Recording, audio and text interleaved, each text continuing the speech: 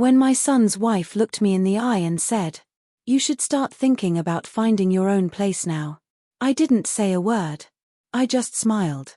Not because I was okay, but because, after everything I had sacrificed for my boy, I had no tears left to cry. That night, when the house grew quiet and they went to sleep, I sat alone at the kitchen table, the same table I had bought when my son was just 10 years old. I ran my hand across its worn edges, remembering all the meals we shared, the laughter, the birthdays, the stories, and I whispered to myself, "So this is how it ends." I never thought the day would come when I would feel like a stranger in my own son's home. The boy I had raised alone through hunger, sickness, and countless sleepless nights now looked at me with the kind of distance that cuts deeper than words. I don't blame him entirely. Love can make people blind. But the truth is, I raised a boy who became a man too fast and a husband before he ever learned what it meant to be a son. When his father left us, it was just me and him. I worked 2 jobs, washed dishes in the morning and cleaned offices at night.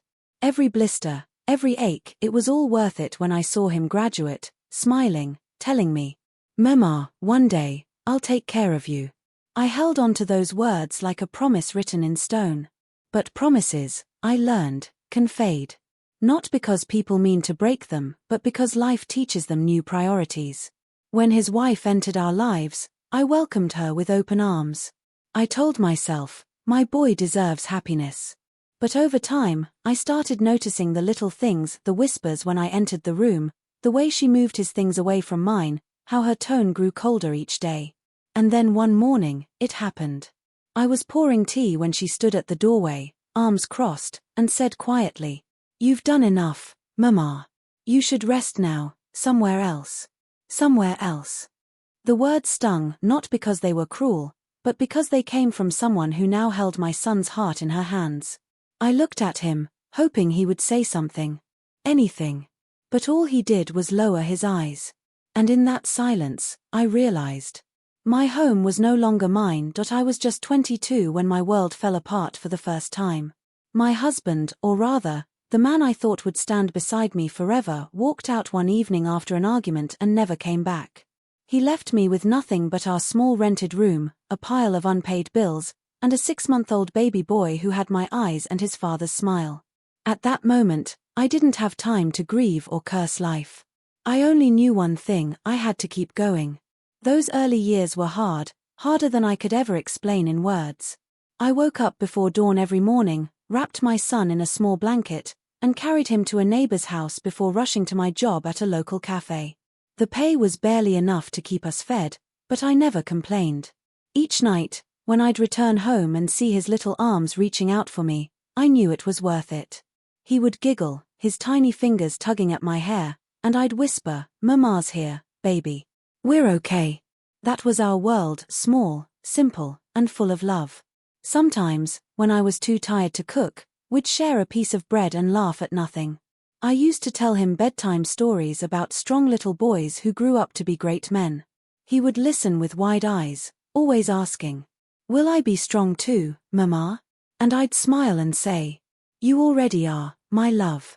As the years passed, he became my reason for everything. I saved every extra penny I could.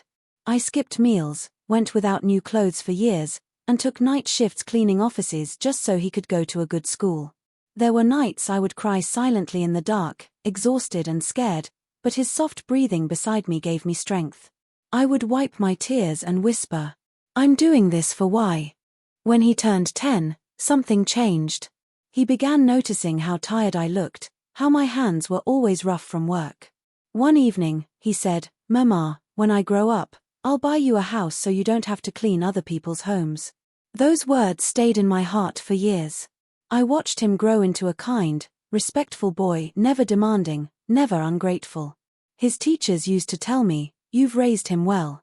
He's polite and hardworking." And I would smile proudly because I knew every sacrifice had meaning. By the time he finished college, I was already in my 50s.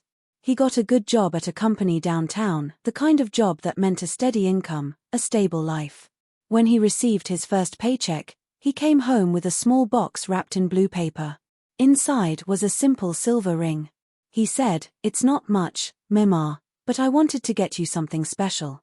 You've given me everything. Now it's my turn. I cried that night, not from sadness, but from pride. My little boy had become a man. He insisted I stop working. I refused, of course. I told him, if I stop, I'll grow old too quickly. We laughed about it. I still cooked for him every day, washed his clothes, and waited for him to come home. Those were the happiest days of my life. When he told me he'd met someone, I was genuinely happy for him. Her name was Alicia. He said she was kind, smart, and worked in the same office as him. The first time he brought her home, I remember feeling nervous, not because I didn't want her there, but because I wanted her to like me. She was polite, soft-spoken, and carried herself with quiet confidence. I thought, good. My son chose well. We shared dinner that night: rice, lentils, and vegetable curry. I remember her complimenting my cooking, saying, "Auntie, you make it better than the restaurants." I laughed, and for a moment, I thought maybe life was finally giving me peace. Their wedding was small but beautiful. I wore a simple cream-colored sari that my son. I would cook their favorite meals, keep the house clean, and take care of the little things: laundry, dishes, errands. I wasn't doing it out of obligation. I did it because it made me feel useful, connected. Every morning, I would make tea for all of us. Alicia would sometimes sit with me, and would chat about small things: recipes, work, or the weather. She called me Mama in the beginning. I remember how much that meant to me. But over time, I noticed little changes. She stopped sitting with me for tea. The word Mama became Auntie. The small smiles faded, replaced by polite nods. When they came home from work, they'd go straight to their room, whispering behind closed doors. The house that once felt full of warmth began to feel quiet. I didn't complain. I told myself maybe they were just busy, adjusting to married life. But deep down, a small ache began to grow, one I tried my best to ignore. One evening, I overheard them talking in the kitchen. I didn't mean to listen, but their voices carried. Alicia said softly, "She means well, but it's hard for me to feel at home when she's always around." And my son replied, "I know, but what can I do? She has nowhere else to go." Those words cut deeper than anything else. Nowhere else to go. I stood quietly in the hallway, holding a folded towel in my hands, and for the first time, I felt like a guest in my own family. That night, I couldn't sleep. I sat by the window, watching the streetlights flicker. Memories of my younger years flashed through my mind: carrying him as a baby, feeding him, staying up all night when he had a fever. And I thought, maybe it's my fault. Maybe I gave too much. Maybe I made it too easy for him to forget that I was more than just his mother, I was a person too. Still, I couldn't bring myself to feel angry. Only sad. Because love, especially a mother's love, doesn't stop, even when it hurts. The days after my son's wedding were filled with quiet joy. I remember how the house smelled of jasmine and sandalwood. Neighbors came and went, congratulating me, praising how beautiful Mira looked, how proud I must be to see Arjun start a new chapter. And I was proud, truly. After years of raising him alone, I finally felt like life was giving something back to me. For so long, I had lived only for him. I had worked late into the night sewing clothes for other families, saving every rupee so he could have a better life. I had missed meals, celebrations, even sleep, all for him. When he brought Mira home, I was determined to love her like my own daughter. I wanted her to feel welcomed, to never think she had married into a house that didn't respect her. For a while, everything was peaceful. We'd sit together at the dining table, I'd make their favorite dishes, and she'd help me chop vegetables. She would even call me Amma sometimes, with a sweetness that warmed my heart. But slowly, things began to change. It started with little things. One morning, I was making tea when she walked in and said gently, "Amma, I'll do it. You rest a bit." It was kind, but the way she said rest made me feel old, unnecessary. I smiled anyway and stepped aside. "All right, Beta." Then, she began rearranging the kitchen. Jars I had kept in the same place for years were suddenly moved. The salt was now on the top shelf, the tea leaves hidden behind new boxes of cereal. It shouldn't have mattered, but it did. Every time I reached for something and couldn't find it, I felt like my presence was fading bit by bit. One evening, as I was setting the table, Mira said to Arjun maybe Amma should eat earlier. She goes to bed soon anyway. She didn't mean it cruelly. But her tone carried something sharper, a quiet claim over the home. And my son just nodded. He didn't notice how my hands trembled as I served dinner weeks past. The house began to feel different. I started hearing their laughter behind closed doors, conversations that pause. The days turned into weeks. The weeks melted into months. Life in the village had a rhythm of its own. The mornings were cool and calm, roosters crowing, the smell of wet soil after the well water was drawn, and the distant laughter of children walking to school. I began to adjust. Slowly. Quietly. I helped my brother's wife in the kitchen. We cooked simple meals, dal, rice, vegetables from the garden. I swept the courtyard, folded laundry, and watered the plants. They were kind to me, but I could sense they were careful too, polite kindness, not closeness. After all, it wasn't their responsibility to make me feel at home. At night, I sat on the veranda, listening to the crickets and thinking of my son. I used to imagine him sitting down for dinner, Mira beside him, laughter filling the air. I wondered if they ever mentioned me, or if my name had simply faded from their evenings. Sometimes, I wanted to call.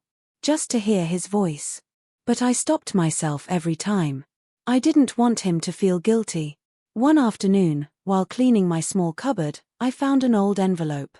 It was a photograph Arjun's graduation day. He was smiling, holding his certificate, his arm around my shoulder. I remembered how proud I was that day.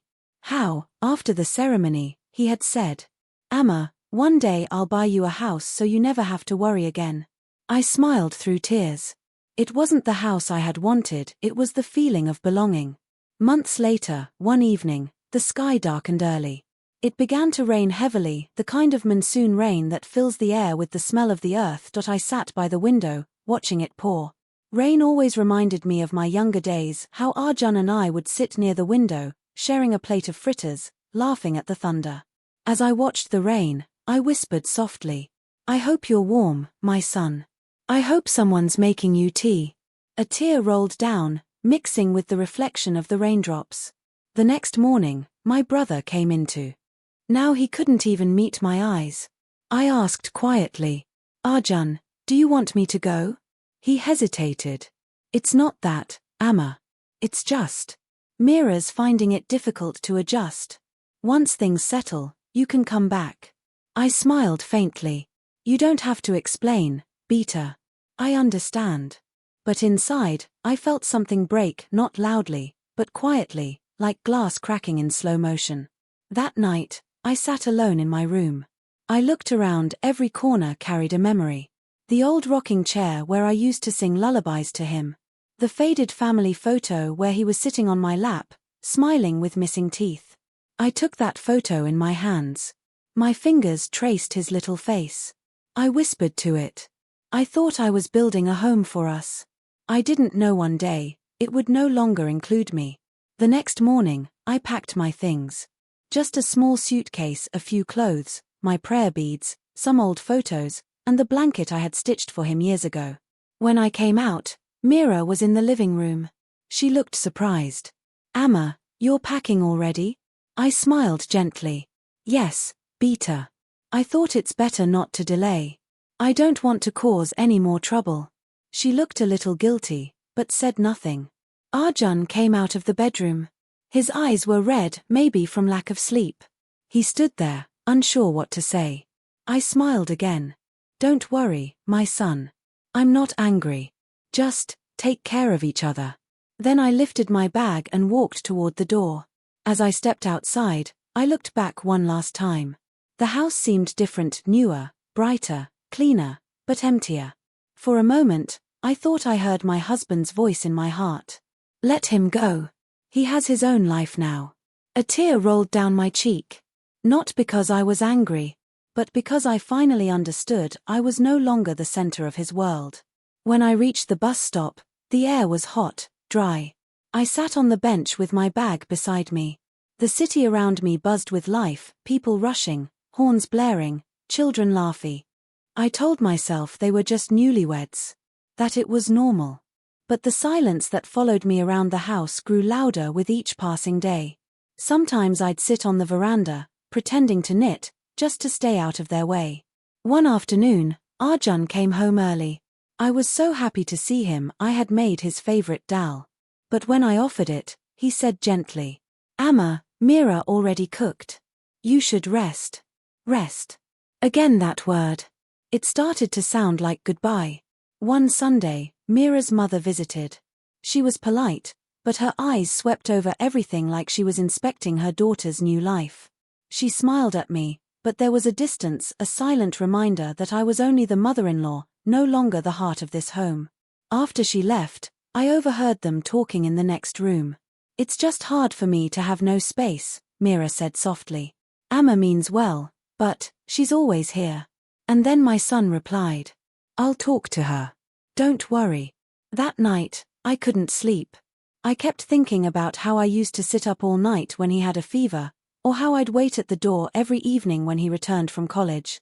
And now, he was planning how to create space from me. The tension grew quietly. We stopped talking as much. Mira began handling everything: groceries, bills, guests. She started making decisions that used to be mine. I didn't protest. I told myself love meant letting go. But one evening, it broke through the surface. I was sweeping the living room when Mira suddenly said, "Amma, please don't do that. We have a maid now. You shouldn't tire yourself." I smiled and said, "Oh, I like keeping the place tidy. It's nothing." She sighed and walked away. Later that night, I heard them arguing softly. "She doesn't listen, Arjun. I'm trying to make things easier for her, but she keeps doing things like she doesn't trust me." "She's just used to it, Mira," he replied weakly. "Give her time." "I've given her time. But this is our home now too."